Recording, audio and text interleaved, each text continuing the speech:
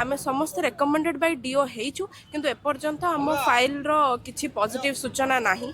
गत सप्ताह एलिमेंटरी मानकर जो माने आमर ही डिपार्टमेंट अंडर रे आसुचंती school and mass education department कि तांकर दीर्घ 6-7 मास है आमको हैरान उपर हैरान करछंती।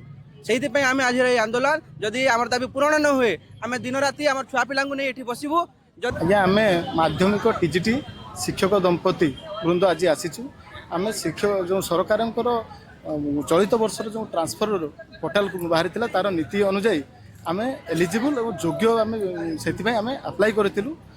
हेले माने दुख परितापर विषय है जे समस्त आम उपरे थिबा एवं आम तल प्रायोरिटी ग्राउंड जो माने थिले से माने वर्तमान सुधा ट्रांसफर हो गले किंतु आम प्रति सरकार कौन पाई अहेतुक मनोभाव अच्छी आम से जानीपारूँ। बारंबार आम विभाग कर्तृपक्ष को सामना करूँ भेटीचु सबु थर केवल आश्वासना देइचंती किंतु तार फलाफल आम किसी सुफल पाईना।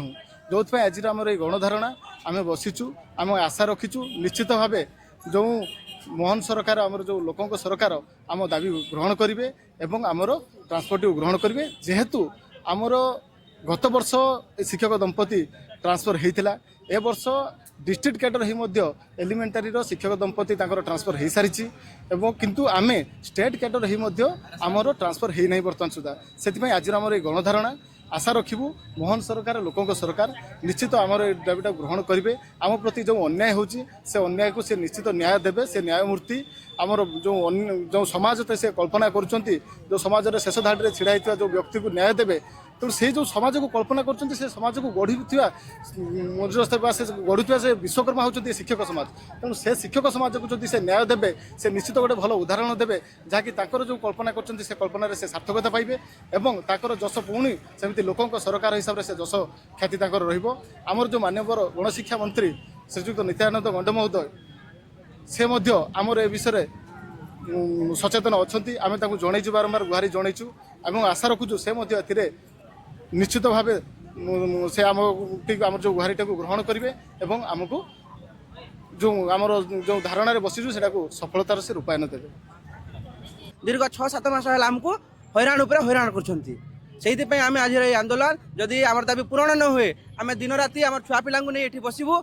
जदि आमर किसी असुविधा हुए कहार किसी क्षति हुए को मैडम किसी हुए से मोहन सरकार ही दायी रही से सब नारी सुरक्षा उपर गुरुत्व दौरान किंतु आम माने समाज अग्रधाड़ी अच्छु शिक्षक मैंने आम लोक शिक्षा दूचु आम कथा शुणु ना से बाकी अन्य समस्त कथा शुणुंट आम से सरकारी गाइडलाइन हिसाब आम सब क्राइटेरिया माने फिलअप कलापर आमको से ट्रांसफर करूना। मंत्री को भेटले मंत्री को अनेक थर भेटीचु सर केवल खाली आश्वासन मिलूँ आउ कि नहीं।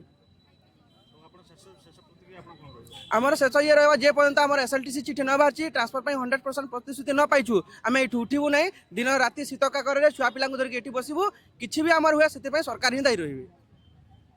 आम टीजीटी स्पाउस संघ आम आज ये एकत्रित होइछु कहीं गत 6 मास है दौड़ी दौड़ी कि एटा प्रथम थर नुहे आम गत 6 मास है आम कन्स्टांट सरकार पाक दौड़ुचु एवं रिक्वेस्ट करचु कि प्लीज आम ट्रांसफर करंतु। सरकार को गाइडलाइन अनुसार आम हूँ ए वर्ष एप्लाई करूँ सरकार ही गाइडलाइन तैयारी करते से आम एप्लाई करूँ आम लीगली एप्लिकेबल एवं आम समस्त रेकमेंडेड बाय डीओ हेचु किंतु एपर्यंत आम फाइल रो किछि पॉजिटिव सूचना नाही।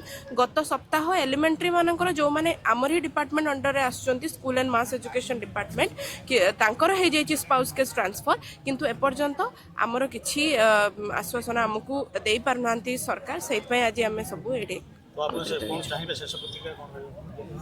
शेष प्रतिक्रिया या ही सरकार पाखे नवेदन रही कि प्लीज आमर ट्रांसफर जल्दी रू जल्दी करूँ।